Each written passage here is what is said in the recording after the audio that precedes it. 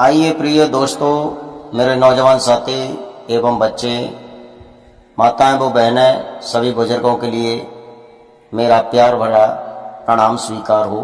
मैं आपका जाना पहचाना विनोद गांव बादरी से देहाती अनमोल कहानी यूट्यूब चैनल के सौजन्य से आप लोगों के लिए भेज रहे हैं एक बहुत अच्छी कहानी, जिसमें आप जानेंगे जब जन्म लेता है बच्चा और जन्म लेने के बाद में बचपन भोगता है, किशोर अवस्था में आ जाता है, फिर वो जवानी में आ जाता है, अर्ध बुढ़ापा आ जाता है, फिर पूर्ण बुढ़ापा आ जाता है।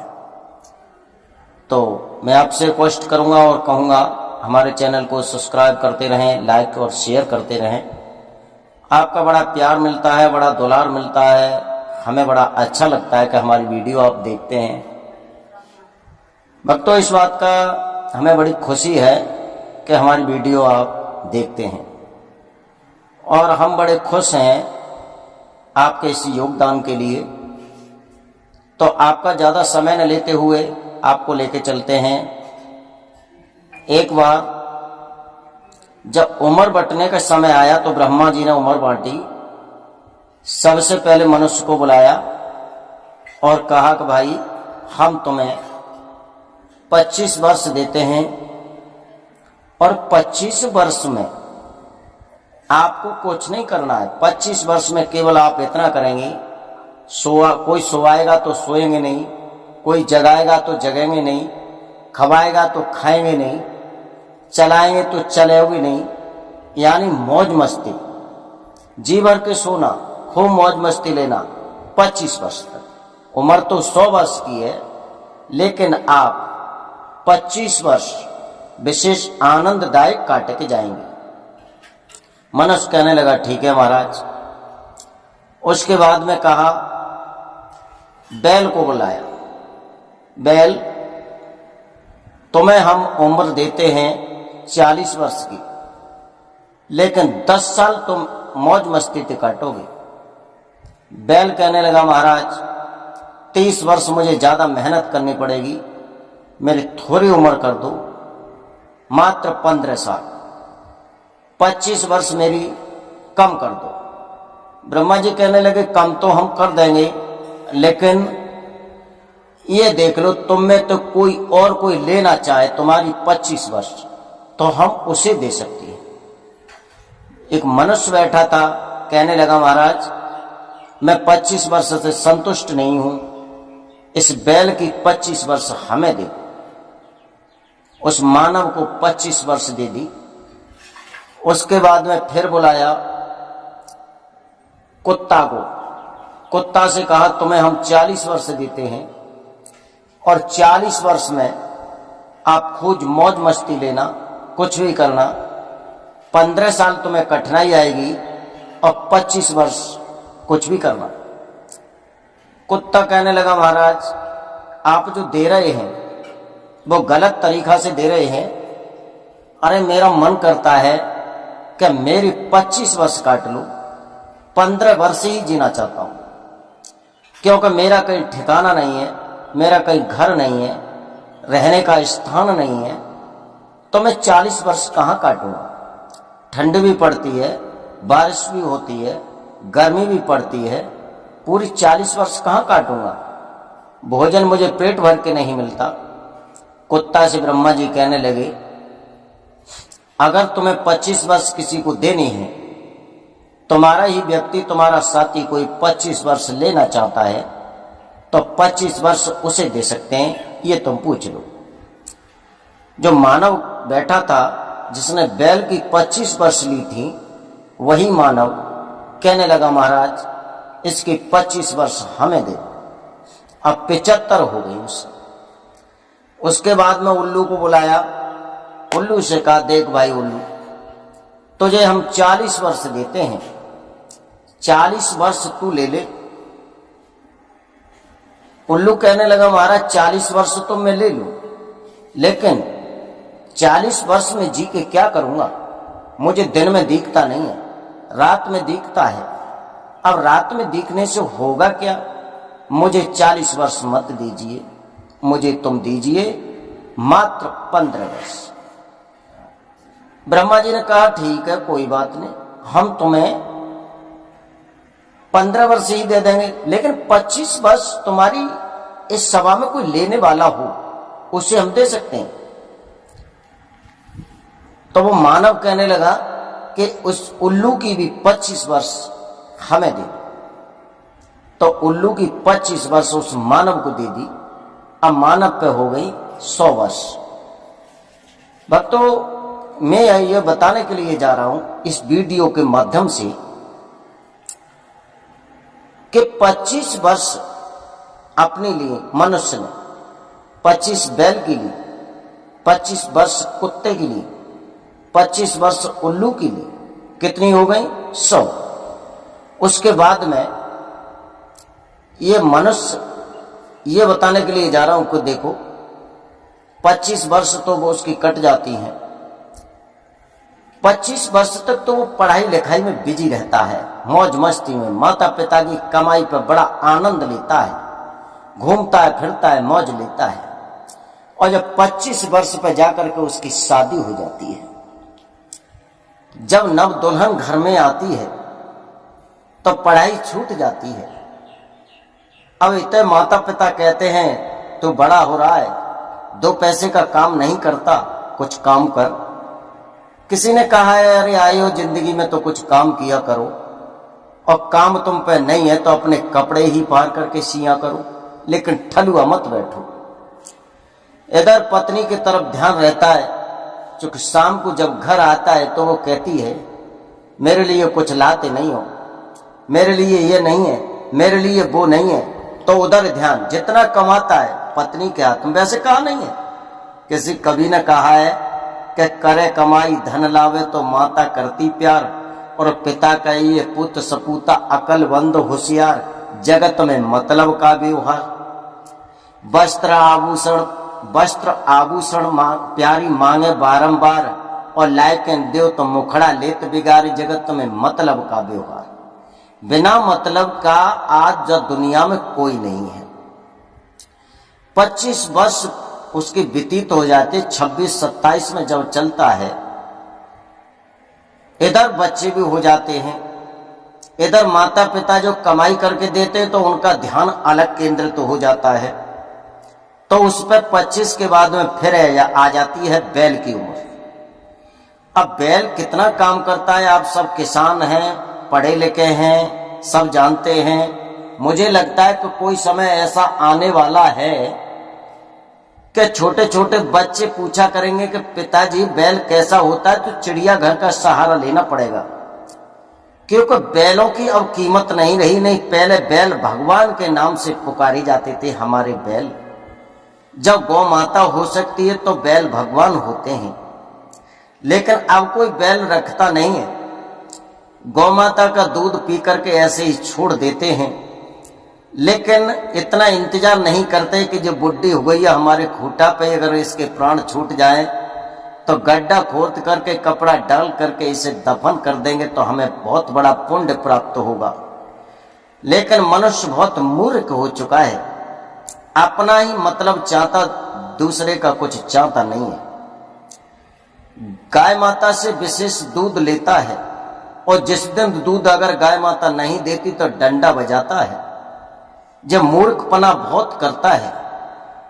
अगर गाय के शरीर में कहीं खुजली पड़ रही है और खुजाने को जरा भी लात हिलाती है, और उसके लात चलाने से जरा भी अगर वो दूध फैल जाता है तो फिर उस पर मार बजाता है।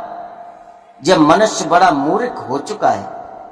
चलो ज्यादा समय न लेते हुए उसी पॉइंट पर आते हैं नौजवान साथियों, कि बैल की उम्र आ जाती है, बच्चों को पढ़ाना, बच्चों को बड़ा करना, बच्चों को कपड़े लाना, जूते लाना, इतने पत्नी तमाम दुनिया की हाई वोल्टेज लेकर के चढ़ जाती है। तुम ये नहीं करते, वो नहीं करते, मेरे लिए ये नहीं लाए, बच्चों पर कपड़े नहीं है, बच्चों पर वस्त्र नहीं है, ठंड आ रही है, ऊनी कपड़े नहीं है। और जब बच्चे हो जाते हैं 2-4 तो पत्नी पर हाई वोल्टेज सवार हो जाता है, 11,000 का करंट। वो नहीं फिर सुनती किसी की। फिर तो पति से कहती है तू बिल्कुल बेकार है, तू काम नहीं करता, तू धंधा नहीं करता, तू पैसा नहीं लाता। ध्यान रखना भक्तों, जहां तक वीडियो जारी मैं संकेत कर रहा हूं आपके लिए। 50 वर्ष तक बैल की काटता है, लद बराबर चल बराबर, लद बराबर चल बराबर। इतनी अटूट मेहनत करता है, तब तक बुढ़ापा आ जाता है। 50 वर्ष पे जा करके उसे शरीर की शक्तियां कम हो जाती हैं। अब 50 के बाद में 51 लगती है, तब तक आ जाती है कुत्ता की। चूंकि पीछे जो बच्चे वो हो जाते हैं 15-15 और 20-20 साल के, उनकी भी शादी हो जाती है। इधर उम्र कुत्ता की आ जाती है। जब कुत्ता की उम्र आ जाती है तो फिर वो कांव कांव करता है। क्यों? पत्नी और बच्चे उसका शासन छीन लेते हैं, उससे हाथ की चाबी को छीन लेते हैं। तुम पागल हो, तुम बुड्ढे हो, तुम्हारा अकल नहीं है, तुम जानते नहीं हो, ये नाना प्रकार की बातें करते हैं। मेरे कहने का मतलब आपसे निवेदन एक ही है कि अगर मेरी वाणी आप सुन रहे हो, समझ में आ रही हो, तो 50 वर्ष तक बच्चों का क्रियाकलाप करिए, उसके साथ में भगवान का भजन करिए और एक साइड पकड़ लीजिए, सबको छोड़ दीजिए, आपका कल्याण हो जाएगा। भक्तों 50 के बाद में कुत्ता की उम्र आ जाती है, इधर पत्नी बच्चों के साथ में लग जाती है, फिर और ज्यादा उसके नाक में दम करते हैं। जब बुढ़ा कुछ करता नहीं है, और बुढ़ा जब अपने अनुभव द्वारा खेती की, पशुओं की या नौकरी की या धन की कुछ कहता है, तो वही बच्चे उस पर आकर के हावी हो जाते हैं। इधर पत्नी का हाई वोल्टेज, इधर बच्चों का हाई वोल्टेज। फिर वो कुत्ता की तरह काय काय करता है, क्योंकि उसने मेहनत की है पीछे। बच्चे ये समझते हैं कि इतना ही बड़ा वो पैदा हुआ होगा, लेकिन वो बचपन से बड़ा हुआ है, उसे बहुत बड़ा अनुभव है। 75 साल तक कुत्ता की तरह कांव कांव कांव कांव करता रहता है, लेकिन कोई सुनता नहीं है। आप 75 पे जब साहिबान पहुंच जाते हैं श्रीमान जी, कुदरत का नियम है कि बुढ़ापा आता है तो बहुत कुछ चीजें पहले आउट कर देता है, आंखों से रोशनी को आउट कर देता है, कानों से सुनने के स्पीकर खत्म कर देता है। शरीर में जो हम तुम जो खान पदार्थ खाते हैं, कुछ कठोर प्रवृत्ति के होते हैं, जैसे चना होते हैं, गन्ना होते हैं, गाजर होती है। ऐसी चीज दांतों से ही चबी जा सकती है, उसे दांतों से अलग चब नहीं सकते, तो दांतों को भी परमात्मा हटा देता है। जब दांतों को हटा देता है, पेट पिचक के पीठ से मिल जाता है, आंखें मगज में धस जाती हैं, तो वो क्या बन जाता है? लंगूर। चूंकि मांसपेशियां काम करना बंद हो जाती हैं, शरीर से मांस कम हो जाता है, शरीर की शक्ति कम हो जाती है, तो 75 साल के बाद में और 100 वर्ष तक 25 साल वो उल्लू की काटता है। नहीं, आप देखना 80 साल के बाद में जो बुढ़े होते हैं, उनकी उम्र, उनका शरीर उल्लू जैसा हो जाता है। तो भक्तों मेरा कहना है, पहले तो किसी की बेईमानी मत करिए। उम्र की अगर बेईमानी करेंगे तो आपको कुछ नहीं मिलेगा।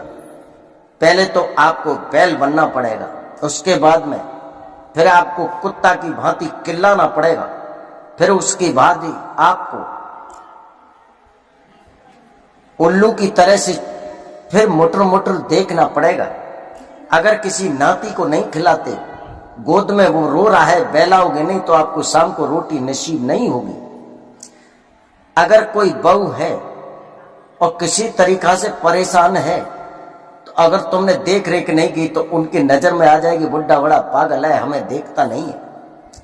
ये सारे क्रियाकलाप आप देखते रहेंगे तो शाम को रोटी नसीब होगी और नहीं बनना रोटी नहीं होगी। मेरे गुरुदेव एक बात कहा करते थे, स्वामी आधार चैतन्य, परम श्रद्धेय स्वामी आधार चैतन्य एक बात कहते थे कि रोटी 3 प्रकार की होती है। पहली होती है रोटी, दूसरी होती है सोटी और तीसरी होती है पोटी। इसका मैं आपको अर्थात बता देता हूं। इसका अर्थ क्या है प्यारे भक्तों?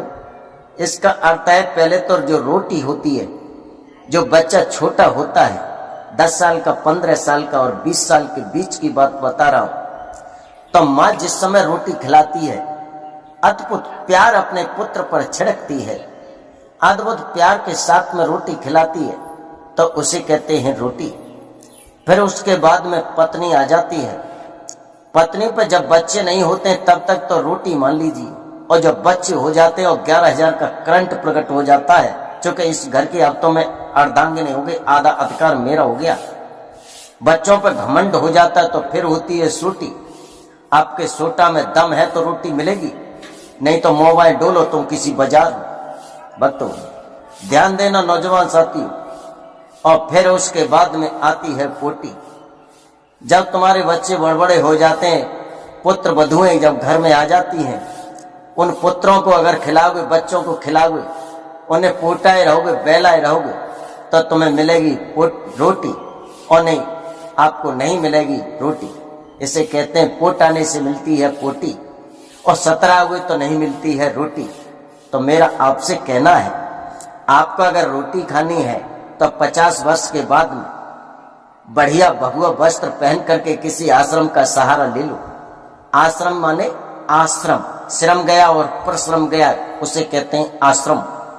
जैसे एक व्यक्ति तपती धूप में नीचे से अग्नि, नीचे से आग बरस रही है, जमीन तप रही है, ऊपर से सूर्य भगवान तप रहे हैं, हवा चल नहीं रही, बॉडी में नहीं लग रही है, विशेष तरीका से उसे सता रही है, पसीना पसीना हो रहा है, और किसी घने वृक्ष के नीचे जाकर के बैठ जाते हैं। आहा, उसके मन शरीर से निकलती है मुंह के द्वारा, आहा आश्रम, श्रम गया, परिश्रम गया, और मुझे मिल गया आश्रम। आश्रम की सिंधु का बिंदु जिसे मिल जाता है, वो उस आराम विराम परपंच सबका अनुभव करता है, उस सिंधु का बिंदु। लेकिन उस सिंधु के बिंदु के लिए आपको सब कुछ त्यागना पड़ेगा। ये नाती त्यागने पड़ेंगे, ये औरत त्यागनी पड़ेगी, ये पुत्र त्यागने पड़ेंगे, सब कुछ छोड़ना पड़ेगा, तब भगवान के भजन में आपका ध्यान लगेगा। कुछ लोग कहते हैं हमारा मन नहीं लगता। मन नहीं लगता, मन जब बड़ा चंचल है। आगे की किसी वीडियो में बताएंगे कि मन एक होता है या दो। तो भक्तों मन लगता नहीं है, मन लगाना पड़ता है। जैसे बच्चा पढ़ने जाता नहीं है, वो पढ़ने भेजना पड़ता है। तो मेरा आपसे विशेष निवेदन है, मन को लगाइए, और मन लगेगा तो सब कुछ मिलेगा, और मन नहीं लगेगा तो आपको कुछ नहीं मिलेगा। और मैं आपसे निवेदन करता हूं, ऐसी वीडियो आती रहेंगी, आप हमारे चैनल को बढ़ाते रहें, और हमें सम्मान मिलता रहे, और हमें प्यार